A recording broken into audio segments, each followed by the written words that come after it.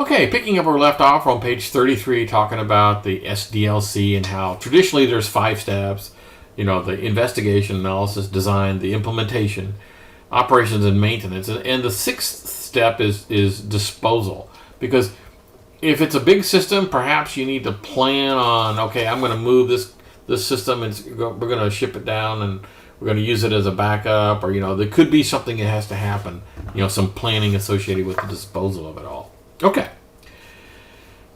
Kind of moving along, the next thing we're going to talk about is, I'm going to kind of skip over some of this. Business and society. This is kind of a complex topic because some of the things we need to talk about is like the ethical and privacy issues associated with information systems. So, in the example they talk about is, Edward Snowden and the NSA and a bunch of other stuff. But let's just talk about an example that's a little bit more closer to home. Let's say, for example, you're applying for a job. And so you come in and you say, my name is John Smith and I'm here to apply for the job. And so I just do a very quick Google search for your name and find, some Facebook account with, some drunken party and pictures of you making a total ass of yourself. Is that ethical? Maybe. Have I violated your privacy by, doing a search on the internet and finding out all the parties you went to? Kind of questionable, isn't it? Is it the right thing to do? That's another topic for another day. So yes, there are privacy and ethical issues. A lot of people, for example, I have some friends that absolutely refuse to buy anything over the internet. They're, with a credit card, they're absolutely terrified of it. So, the security is so important to them that they actually won't participate in any e-commerce. Okay. So, part of the problem with security is we don't really have laws in the U.S. to talk about how data should be stored.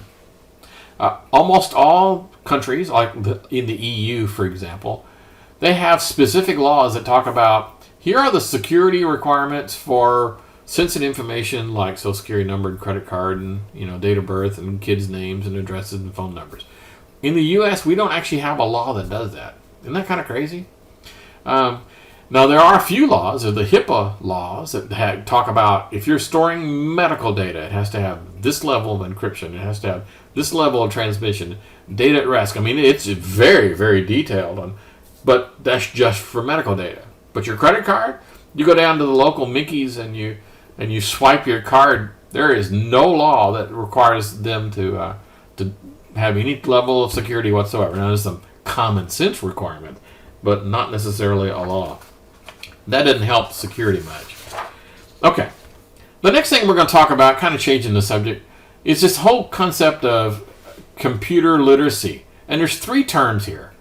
So computer literacy is pretty straightforward. So computer literacy is talking about, that you can touch the keys and make it do stuff. Okay? There's another one called information literacy. And information literacy is more about, I can recognize I need this information and this information before I make a decision. Okay? It's more about how to get information, how to process it, knowing where the valuable information is.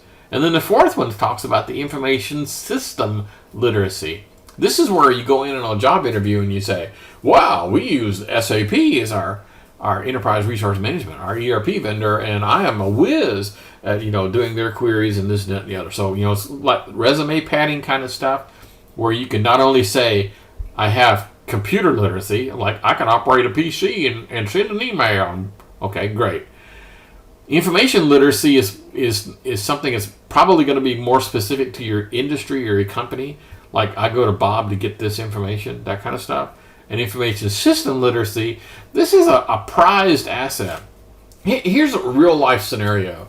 The company president is going to come down and say, I need this report for this annual, I'm doing a quarterly report to board of directors, and so I need this report.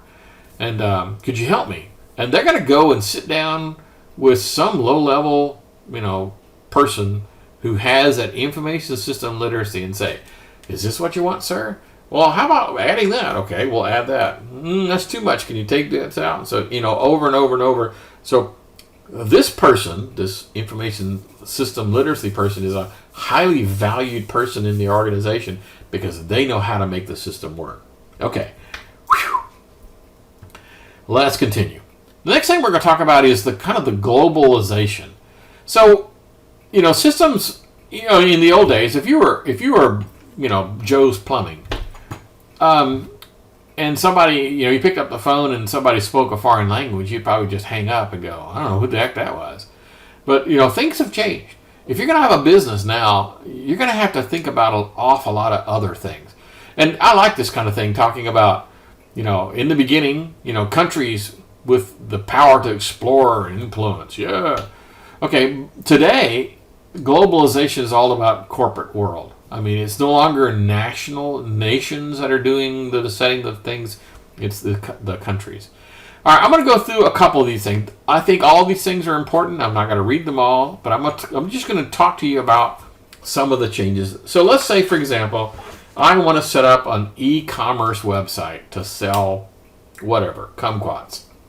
All right, here's some things you need to think about. One is time zones, okay? The world never sleeps.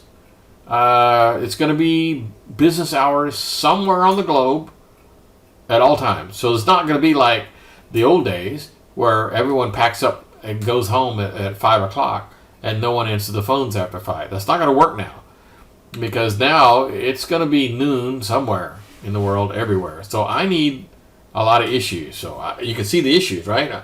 I need to be able to have 24/7 operations by phone center, 24/7 operations on my website. I can't take the website down at night. It might be night for me. Okay. Languages. The languages on your web page. The languages available for your tech support, your phone support. Now this gets a little complicated. The website part is actually pretty easy. You can hire somebody to translate for you, and translate your website and make it all cool. But most people would never attempt to have a call center, multi-language call center, their own. That's why you hire these third parties to do call center work for you, because they can have call centers, in different parts of the globe where they have different languages. Currency. If I want to buy something from France, are they going to do the currency conversion for me? Are they going to show the prices in euros? Or are they going to show them in dollars? And am I going to get hit for a fee? And do my credit cards work? Or my debit cards work? How in the world do I get fees from a U.S.-based, credit card if I'm ordering something directly from Taiwan? That kind of stuff. And then, of course, you have regulations. Now, some of the regulations are kind of weird because, for example, I can't ship wine, from Texas, or this particular technology, this encryption technology, can't be released to some, Iran or something.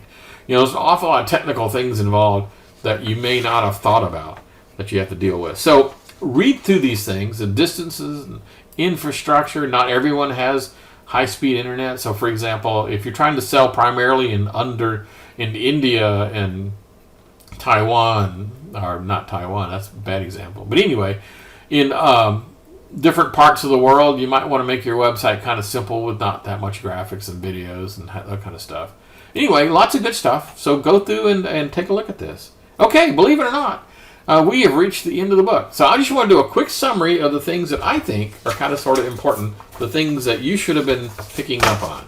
All right, the first one is that whole concept of data, information, processing, and knowledge. If you got those 4 terms, you're good to go.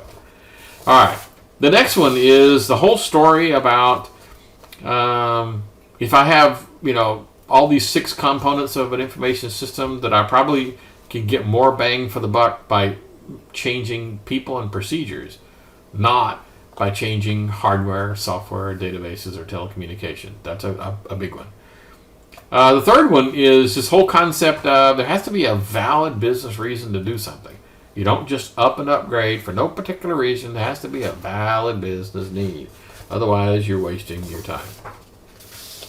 Okay. we have made it to the end of the chapter, and again, I like the little flashcard things. They're pretty cool. You can do the quizzes if you want. They're kind of self-paced. And that's it. We'll see you guys again in some future chapter.